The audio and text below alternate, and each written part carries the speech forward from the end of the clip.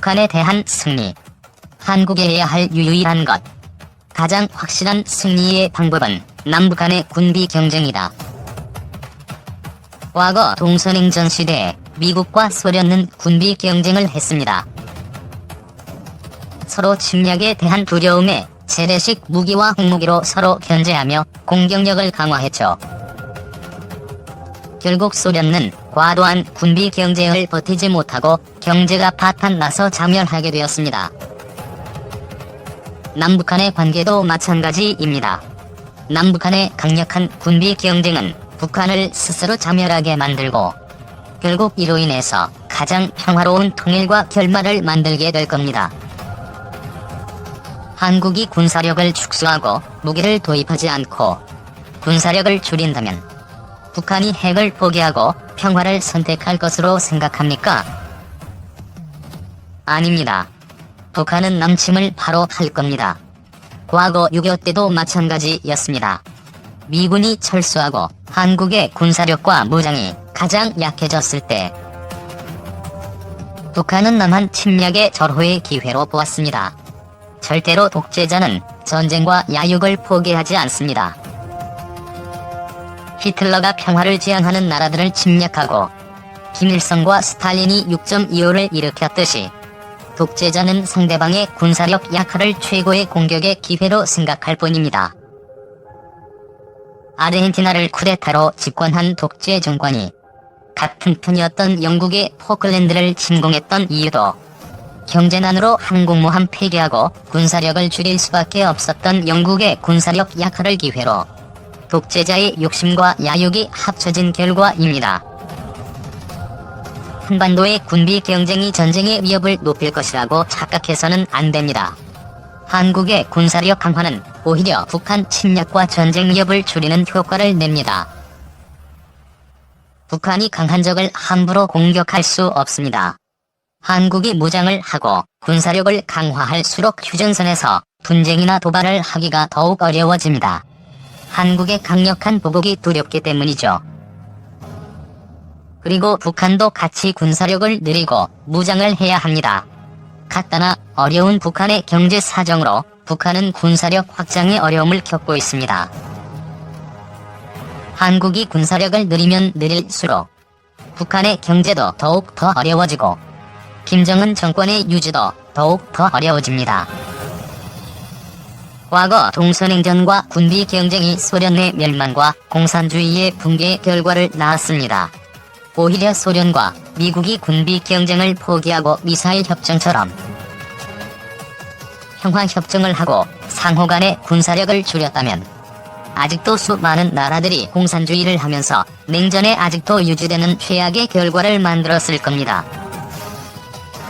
군비 경쟁이 바로 전쟁을 만들지 않습니다. 군비 경쟁이 가장 평화로 가는 확실한 방법입니다. 절대로 군사력이 강하고 무장이 잘 된 나라를 함부로 침략할 수 없습니다. 북한이 아직도 휴전이란 명목으로 평화를 유지하는 이유는 미국의 강력한 군사력과 한국의 경제 발전을 통한 강력해진 군사력으로 전쟁에서 언제든지 승리할 수 있기 때문입니다. 미군 한반도 주변 전력 급속 증강 속내는 한반도 출병 일본 기지의 2개 항모 체제, 최신 강습 상륙함 등 내적, 첨단 정찰기 세대 배치. 한반도를 포함한 서태평양 지역을 관할하는 미국 해군 7함대의 전력이 강화되고 있다. 최신 상급 상륙함인 아메리카함과 샌안토니오급 스텔스 상륙함 롤리언스함이 주일 미군 기지에 배치됐다. 이에 따라 주일 미군 기지에 배치된 강습 상륙함은 샌안토니오급 사번함 그린베이, 히드베이섬급 선거식 상륙함 애슐랜드와 저먼 타운 등 5척으로 늘어났다. 오키나와에는 미군의 최첨단 정찰기가 배치됐다. 미 해군 아메리카함. 7일 미 해군 뉴스에 따르면 아메리카급 강습 상륙함 아메리카함이 지난 5일 일본 사세보항에 입항했다. 또 상륙함 롤리언스함도 태평양을 건너와 사세보에 도착했다. 2014년 말 취역한 아메리카함은 최신의 수직이 착륙 스텔스 전투기 F-35B 23대와 한개 강습 상륙부대를 공수하는 수직이 착륙기 MV-22B 오스프리 등 36대의 함재기를 운영할 수 있는 최신형 강습 상륙함이다. 길이 257.3m, 너비 32.3m의 만재 배수량이 45,693톤이다. 길이 261m, 만재 배수량 42,000톤인 프랑스의 핵추진 항공모함 샤를드골함보다 크다. 외독이 없어 각제 항공기의 수와 연료 저장 능력, 상륙 병력 수가 대폭 향상된 함정이다. 해병대원 1,690명이 승선할 수 있다고 한다. 2007년 취역한 세미스텔스 수송 상륙함인 25,000톤급 율리언스함은 샌안토니오급 이번함이다.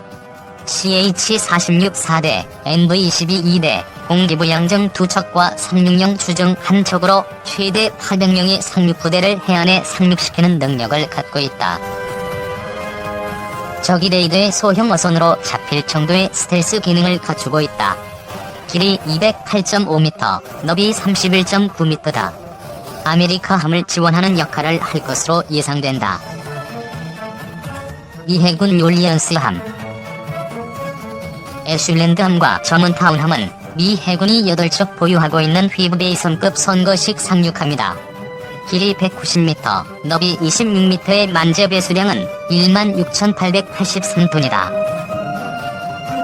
공기부 양정 4척이나 상륙주정 21척을 내부에 수납하거나 상륙돌격 장갑차 36대를 싣는다. 상륙병력은 최대 503명을 승선시킬 수 있다고 한다. 단순 계산으로 이들 4척만으로도 4,000명에 육박하는 해병대원을 태울 수 있다. 요코스카를 모항으로 하고 있는 미 해군 7함대는 핵추진 항공모함인 로널드 레이건함이 배치돼 운용되고 있는데, 아메리카의 가세로 미 7함대는 사실상 2개 항모 체제를 갖췄다는 평가가 나온다. 미군이 통상 1개 함대에 1개 항모를 배치해 운용하는 것에 비춰보면 이례적인 전력 증강이라고 할 수 있다. 무엇보다 스텔스 전투기를 이용한 전략 타격과 강습을 수행할 수 있는 일종의 선제 공격 전력이 집중 배치돼 주목을 끌기에 충분하다.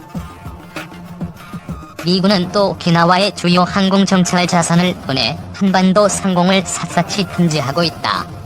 핵미사일 발사 징후를 알아내는 RC-135 계열 3종 세트가 부쩍 언론의 주목을 받고 있다.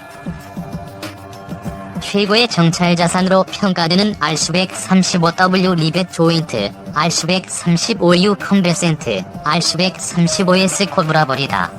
이들은 미 전략사령부가 있는 미국 네브래스카주 오폿 기지에서 출발했다.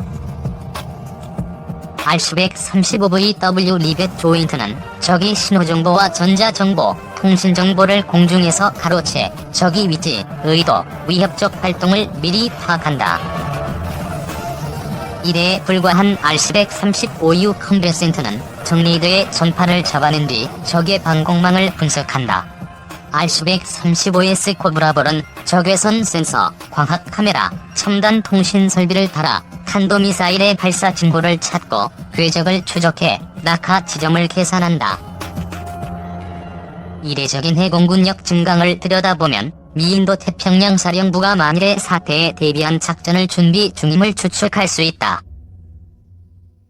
북한은 하노이 회담 결렬 이후 도발 수위를 한층 높이고 있다. 올해 들어 13차례 미사일과 방사포 발사를 감행했다.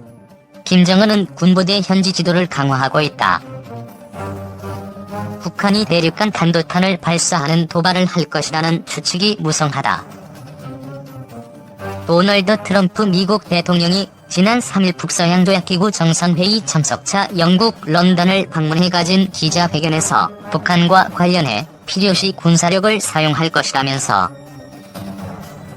사용할 필요가 없기를 바란다고 말했고, 북한 박정천 총참모장이 4일 당화를 내고 무력에는 무력으로 맞대응하겠다고 말해 한반도 긴장 수위는 점점 더 높아지는 형국이다.